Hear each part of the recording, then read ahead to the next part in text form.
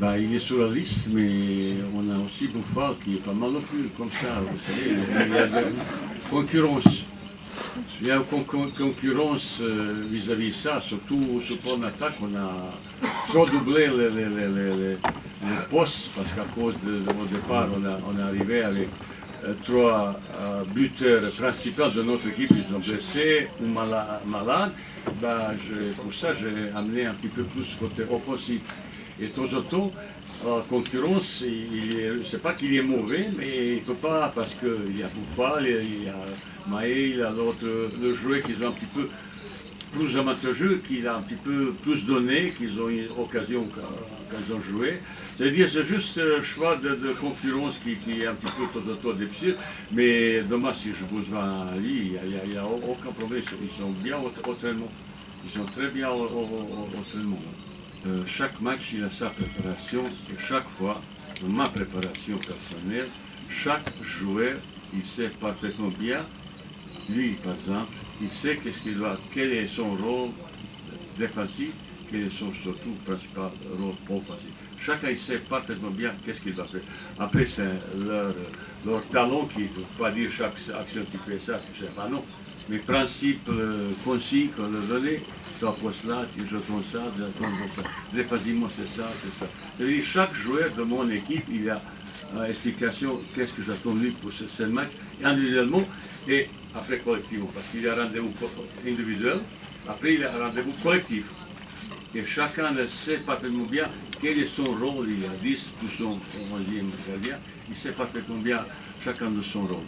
À propos de ça, là, je pense que ce joueur, surtout les derniers 2-3 mois précédents, récemment, c'était le meilleur joueur du monde. Il était vraiment inéluctable de son club. Bien sûr qu'on a analysé, montré à vidéo toutes les choses, qualité. On a préparé un petit peu tactique aussi pour une surveillance particulière pour ce joueur fantastique. Bah, on va essayer de bloquer sur cette qualité Adam ou quelqu'un d'autre, parce qu'un joueur tout seul, peut-être, nous en temps en temps aide. À côté, on a travaillé, on a préparé, voir les choses. Comment on peut un petit peu gêner de que son talent s'exprime de ce match comme ça.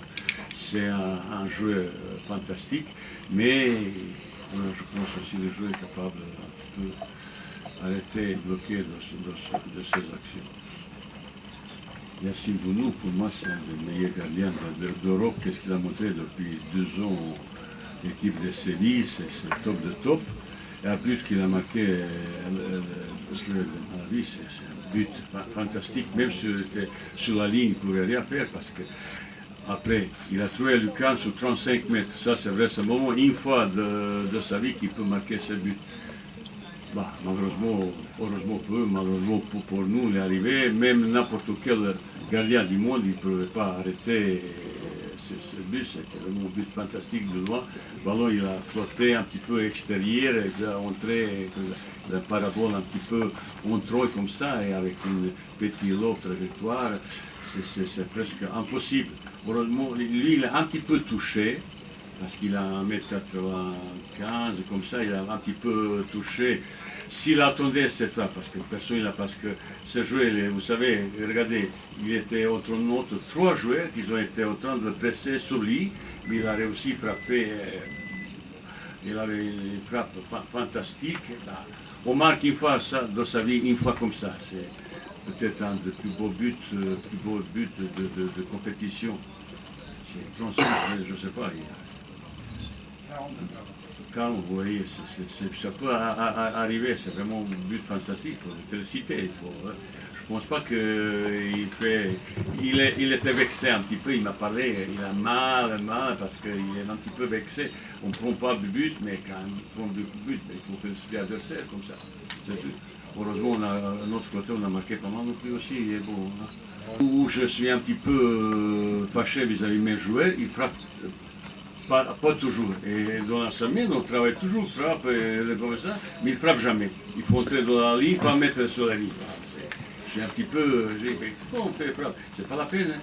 Après, dans chaque équipe, il y a de bons frappés. Il faut tenter. Quand il n'y a pas d'autre solution, pourquoi pas frapper chez Égyptien, je connais quelques joueurs qui sont capables d'y frapper. Ils frappent beaucoup plus souvent comme nous. Et je fais confiance totale à notre gardien Yassine. À propos de sanitaire, on a 2 joueurs positifs, malheureusement, qui restent dans leur chambre. Après, c'est vrai, on est un petit peu chanceux, on est resté là, on était bien logés.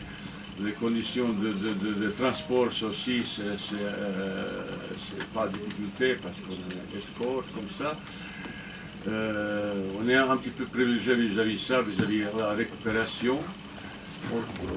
Dans l'hôtel, il n'y a pas de problème, on mange bien.